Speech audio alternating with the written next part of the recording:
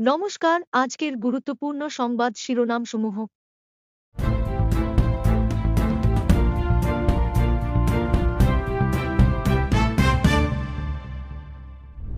Social মিডিয়ায় অশ্লীলতা রোধে কঠোর পদক্ষেপ নিতে কেন্দ্রীয় সরকার উদ্যোগী।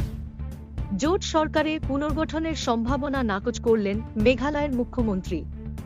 জিরিবাম হিংসার দোষীদের ধরতে চলছে তল্লাশি অভিযান, জানালেন মণিপুরের মুখ্যমন্ত্রী। একাধিক নতুন প্রকল্পের সূচনা করলেন নাগাল্যান্ডের মুখ্যমন্ত্রী। অপারদর্শী কর্মচারীদের সরিয়ে দেওয়ার সিদ্ধান্ত নিয়েছে মিজোরাম সরকার। মণিপুর থেকে পালিয়ে আসা কুকিদের ফেরত পাঠানোর সিদ্ধান্তের কথা জানাল ক্যাগ। এসবিআই কাস্টমার সার্ভিস সেন্টারে গুলির ঘটনায় প্রতিবাদের ঝড় ধুবড়ীর রানীগঞ্জে। ৮০০ স্কুল শিক্ষকের শোকজ, শিক্ষা সেতু অ্যাপে উপস্থিত না থাকার অভিযোগ। শীতকালীন অধিবেশনে জনগণের সমস্যা তুলে ধরার কথা জানাল তৃণমূল।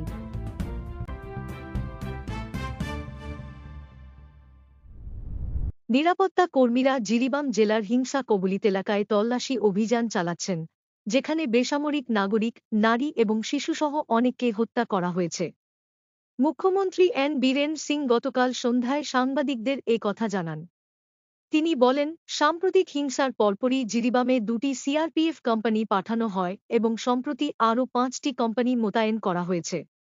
বীরেন সিং আরও বলেন, এই তল্লাশি এবং অভিযান চলতেই থাকবে যতক্ষণ না এই হিংসার জন্য দায়ীদের আইনের আওতায় আনা হয়। নাগাল্যান্ডের মুখ্যমন্ত্রী নেইফিউ রিও আজ কোহিমার investment and development authority of Nagaland IDAN capital convention সেন্টারে ইউরাক্যাবস, ডিজিটাল পিগারি ইন্স্যুরেন্স এবং নাগাল্যান্ড ট্যুরিজম কানেক্ট হর্নবিল এডিশনের মতো একাধিক প্রকল্পের সূচনা করেছেন।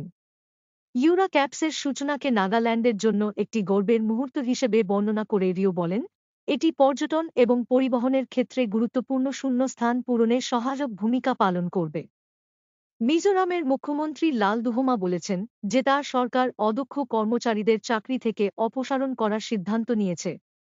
মঙ্গলবার এখানে শিক্ষা বিভাগে গৃহীত পদক্ষেপগুলির পর্যালোচনা করার জন্য অনুষ্ঠিত একটি বৈঠকে লাল দুহমা বলেন, কর্মচারীদের সেবার পর্যালোচনার জন্য বিভিন্ন বিভাগে কমিটি গঠন করা হচ্ছে। রনিগঞ্জ, বিলাসিপাডার এসবিআই গ্রাহক পরিষেবা কেন্দ্রে গুলির ঘটনা ব্যাপক প্রতিবাদের জন্ম দিয়েছে। ক্ষুব্ধ নাগরিক, রাজনৈতিক দলের সদস্য এবং বিভিন্ন সংগঠনের লোকজন বুধবার রনিগঞ্জ পুলিশ আউটপোস্ট ঘেরাও করে।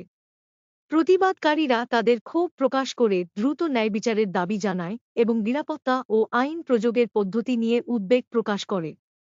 মঙ্গলবার রাতে ঘটে যাওয়া গুলির ঘটনায় ৩ জন আহত হন, যার মধ্যে এসবিআই গ্রাহক পরিষেবা কেন্দ্রের মালিক ওবায়দুর রহমানও রয়েছেন। তিনি এবং আরেকজন আহত, রতন রায়, গুরুতর অবস্থায় রয়েছেন এবং উন্নত চিকিৎসার জন্য তাদের কোকরাঝাড় সিভিল হাসপাতালে স্থানান্তরিত করা হয়েছে। তৃতীয় আহত ব্যক্তি আব্দুল গফুর স্থানীয়ভাবে সুস্থ হয়ে উঠছেন। আমাদের নিউজ চ্যানেল দেখার জন্য ধন্যবাদ।